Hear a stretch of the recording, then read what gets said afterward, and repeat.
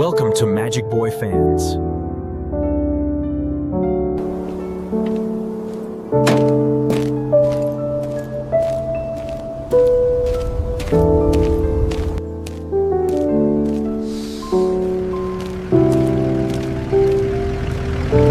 Have you ever thought about a story so dangerous it couldn't just be written down?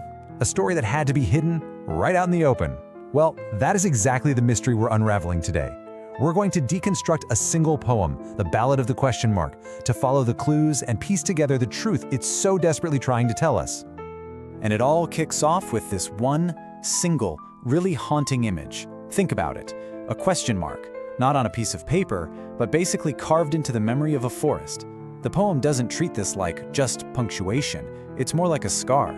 It's proof that a story was silenced, but, never completely erased. This right here, this is our starting point, our central clue. So, that leads us to the big question, right? The one the poem basically throws right at us. What story does this mark even represent? I mean, what could have happened that was so huge it literally left a mark on the landscape itself? And maybe even more important, why would somebody go to all that trouble to bury it? All right, let's dig in and see what the poem reveals. Okay, so to get to the bottom of this, we've got to go back, all the way back to the beginning of the ballad, to one specific, fateful night. This is where the poem starts to show us the cracks in the official story, where the official story and the quiet truth really began to pull apart. So right away, the poem sets this really ominous scene. It starts with a journey that's supposed to be short and sweet, but then things get dark fast. You've got this passing shadow, a sudden clap of thunder. But here's the key detail, the real kicker. The truth wasn't lost at the end of the road. It was lost somewhere between the roads. Now that tells you something went seriously wrong, an interruption, something that was never supposed to be on the record. And this is where the two stories just completely collide. It's crystal clear. On one hand, you have the official version. Simple, dismissive. Oh, they slipped in the drunken dark. Nothing to see here. No reason to ask questions. Case closed. But the poem, it just won't let it go. It insists that the earth itself remembers something else, that it's humming with the sound of a lost task. That doesn't sound like an accident, does it? It sounds like an unresolved mission, or maybe, just maybe, a crime. So, okay, if it was a crime, how on earth did they hide it? This is where the poem gets really interesting. It stops just hinting at a secret and starts giving us like a step-by-step manual for a cover-up. This wasn't something that was just forgotten over time. No, this was actively, deliberately erased. And the ballad lays it all out for us, this chilling three-step plan. First, destroy the records, get rid of the physical evidence. The healer's notes, torn up. The ledgers, poof, turned to ash. Second step, rewrite the night.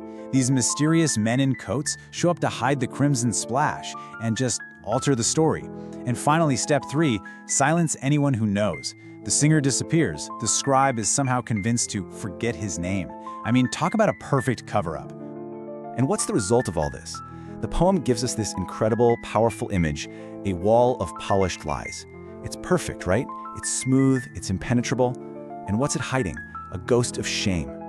That little detail suggests the motive here wasn't just to hide what happened, but to hide some kind of deep, profound disgrace.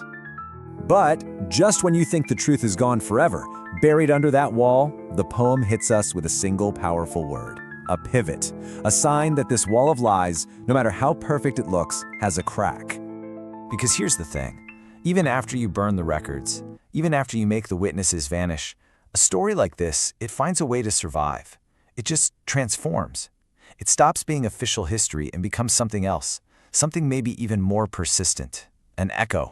The truth literally goes underground. It survives in these little fragments. Whispers that sneak through temple doors, stories told in back alleys, even a piece of a tune that just gets carried on the wind. It becomes folklore, a ghost story.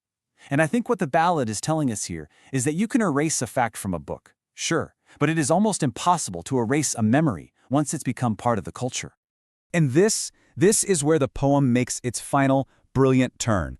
It pivots one last time, and it turns its focus from the past directly to us, the reader.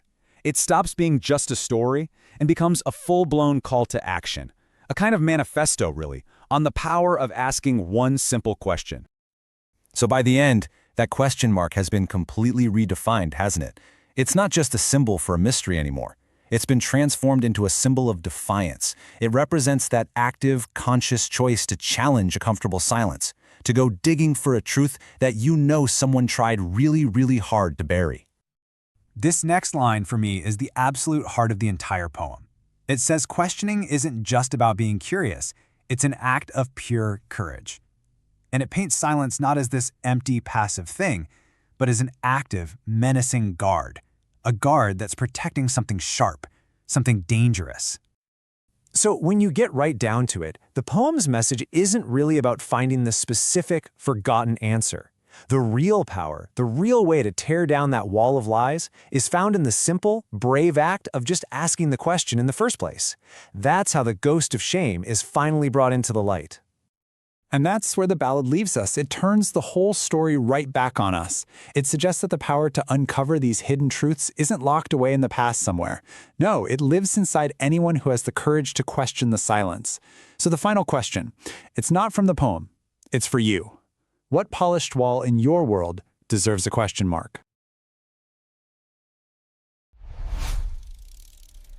Thank you very much for watching. Please like and subscribe my channel.